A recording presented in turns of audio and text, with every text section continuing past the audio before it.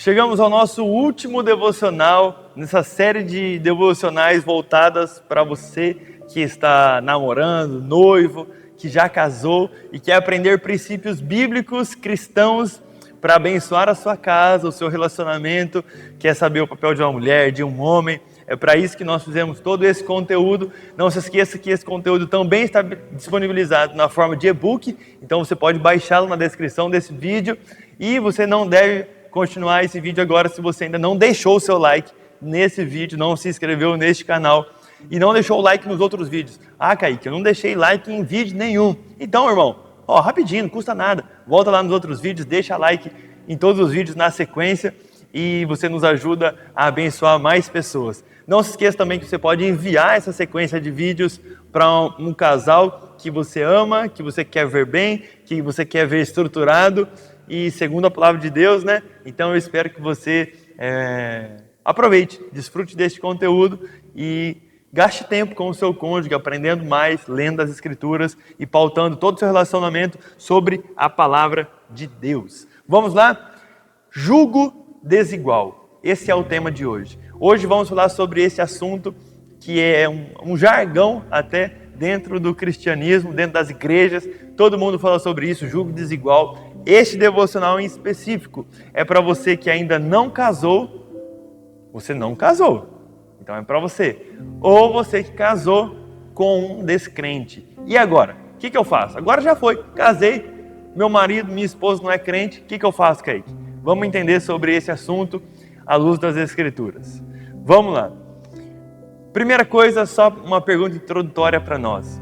Você como cristão, você acha, o que você acha, tua opinião, que Deus, segundo os mandamentos, Bíblia, versículos, existe uma ordem de Deus, que um cristão deve casar com outra pessoa que também tem a mesma fé?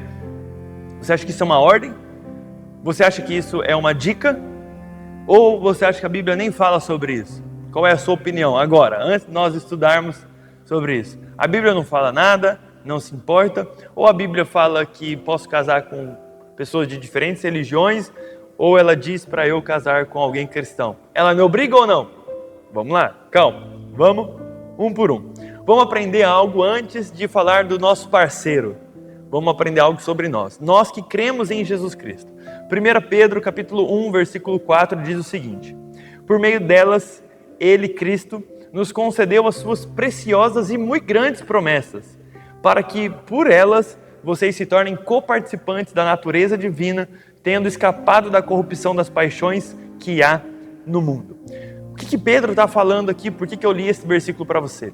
Porque esse texto diz que nós que cremos no Senhor Jesus Cristo, que entregamos nossa vida para Ele, nós ouvimos o Evangelho da morte e ressurreição, nós declaramos que Jesus é o único Senhor e Salvador das nossas vidas, nós temos, como Pedro diz, nós temos a natureza divina em nós. Deus habita em nós. Nós não merecemos isso. Você, Kaique, mas você não merece. Não, eu não mereço um negócio desse. Mas Deus habita em mim porque eu creio nele. Eu sou coparticipante da natureza divina. Então, eu que sou coparticipante da natureza divina, eu que tenho Deus habitando dentro de mim, porque eu creio pela fé, é porque eu acredito em Jesus e Ele faz isso em mim, essa obra maravilhosa que Paulo vai falar em 2 Coríntios sobre o jugo desigual. Eu quero ler essa passagem para vocês, preste atenção, pegue a sua Bíblia aí, 2 Coríntios capítulo 6, versículo 14 até o 16. Diz assim, Paulo: não se ponham em julgo desigual com os descrentes. Ordem, hein? Pois que sociedade pode haver entre a justiça e a iniquidade? Ele vai fazer algumas comparações entre um cristão que está casando com um descrente. Ou que comunhão existe entre luz e trevas? Que harmonia pode haver entre Cristo e o maligno? Ou que união existe entre o crente e o descrente? Que ligação há entre o santuário de Deus e os ídolos? Porque nós somos santuários do Deus vivo. Por isso que eu li a outra passagem. Nós somos santuários. Como assim? Nós habitamos Deus. Como Ele próprio disse: habitarei e andarei entre eles, serei o seu Deus e eles serão o meu povo. Se você cresceu na igreja, você ouviu muitas vezes alguém falando sobre jugo desigual. E é essa passagem aqui que todas as pessoas usam, porque é aqui que Paulo dá a opinião dele e a opinião de Deus. O que você precisa entender? Que quando Paulo disse isso, fez essa comparação de jugo desigual, você tem que entender o que é jugo desigual primeiro. Você precisa saber que Paulo estava citando algo lá do Antigo Testamento, que está lá em Deuteronômio, capítulo 22, versículo 10, que diz assim: não lavre a terra, lavre no sentido de agricultor, de cuidar da terra. Não lavre a terra com junta de boi e jumento. Nesse contexto, por que estava sendo proibido? Porque o jugo é uma peça de madeira que é colocada sobre o pescoço dos animais para que eles caminhem juntos e ganhem força para o trabalho físico, ali que os homens não podem fazer ou vão ganhar tempo com os animais fazendo. Então, essa peça de madeira vai sobre o pescoço de um boi e de outro boi. Não como jugo desigual, sendo de um boi e de um jumento. Por quê?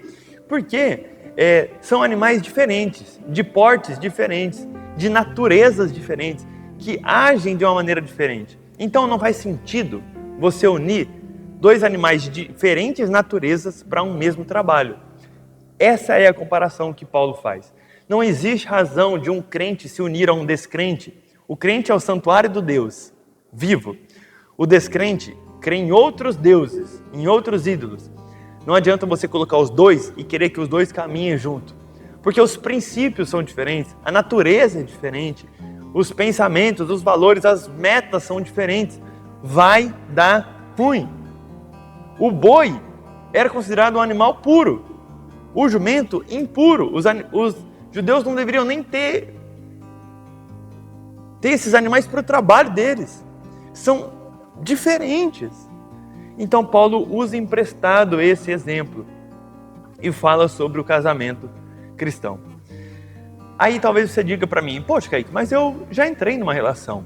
Ou eu estou entrando numa relação, estou namorando, estou noivo, e meu cônjuge, meu parceiro é descrente, ele tem outra fé. Será que ele não vai se converter, não? Existe uma pesquisa que foi feita recentemente que aponta que apenas 20% das pessoas mudam de religião depois do casamento. Então, se você tem essa esperança de que eu vou namorar e a pessoa vai mudar de religião, é uma esperança válida. Você pode ter fé, você pode orar por isso, Deus pode fazer, tá tudo bem. Mas as pesquisas mostram que apenas 20% muda. Então, a cada 10 pessoas que estão nesse jugo desigual, 2 entrarão na mesma religião. Complicado isso, né? Você pode tentar, mas eu preciso dizer para você que Deus não te dá a garantia de que Ele vai fazer isso, tá bom? Deus não te promete isso. Você pode orar e Deus pode não atender as suas orações. E você passar o resto da sua vida com alguém que pensa diferente de você, que tem valores diferentes dos seus, que tem metas diferentes, princípios para a sua vida, e talvez isso dê um grande conflito na criação dos seus filhos ou lá na frente. Talvez hoje tenha pouco impacto, mas eu te garanto que isso vai dar um problemão. Quando Paulo escreve aos Efésios, que é o nosso texto base, o versículo 21 diz assim: sujeitem-se uns aos outros no temor de Cristo. Se ele está falando que um ao outro, que é o cônjuge aqui, o marido e a esposa, eles vão se sujeitar um ao outro no temor de Cristo, ele está implicando que os dois estão na mesma relação com Cristo. Os dois têm uma relação com Cristo. E aprendendo com Cristo, vão viver os princípios de Cristo no seu casamento. Então, o que a Bíblia fala de amor do marido e sujeição da esposa só deve ser esperado se ambos estão em Cristo. Porque é Cristo quem vai dar esses princípios. O mundo, as outras religiões, outros deuses vão dar outros princípios, não esses. Então não tem como você estar numa relação com um descrente e esperar que ele haja como um crente. Porque ele tem outros princípios. Esse outro não está sujeito ao Senhor, nem à vontade do Senhor. Você não deve esperar o padrão de comportamento que Deus fala na Bíblia, porque isso não é a base de vida, de regra, de fé, de prática dessa pessoa. Ela pensa diferente, então ela vai agir de uma maneira diferente. Por isso, a Bíblia é clara em dizer: não exista relações entre vocês que sejam de julgo desigual, porque tem tudo para dar problema, tudo para dar errado. Pense nisso que eu estou te falando. Se você não casou, você está vendo esse vídeo, você está namorando, noivo, solteiro, pensando em namorar, viva desta forma que eu estou falando, que a Bíblia está falando. Se você já casou, olha, você já plantou e hoje você está colhendo. Que você permaneça na sua fé, agindo com os princípios cristãos e ore. Mas ora com fé, pedindo a Deus para que Ele transforme o seu parceiro e a sua parceira. Amém? Porque Deus pode. Ele te dá a garantia que vai fazer isso? Não. Você já fez a sua escolha. Segundo a Bíblia, errada lá atrás. E agora você talvez esteja pagando o preço por ela. Mas ore, peça a Deus que Ele transforme o coração, porque isso é algo que só Ele pode fazer. Nem você, nem as suas palavras podem fazer. As suas ações podem quebrantar essa pessoa. Mas só quem pode mudar verdadeiramente essa pessoa é Cristo e o seu Espírito Santo. Amém? Essa foi a nossa jornada pensando em relacionamentos saudáveis à luz das Escrituras, papéis de homem e de mulher no casamento, como lidar com desafios, problemas, perdão, egocentrismo, desafios diários, tudo à luz das Escrituras. Que você tenha aprendido muito. Não esqueça de baixar o seu e-book. E se você conhece um casal que precisa aprender um pouquinho mais sobre isso, que você envie essa série e que ele seja muito abençoado também. Não esqueça de orar com o seu parceiro sobre tudo que vocês viram aqui e cada dia mais se tornarem parecidos com Jesus. Que Deus abençoe vocês, fiquem na paz e até a nossa próxima série de devocionais.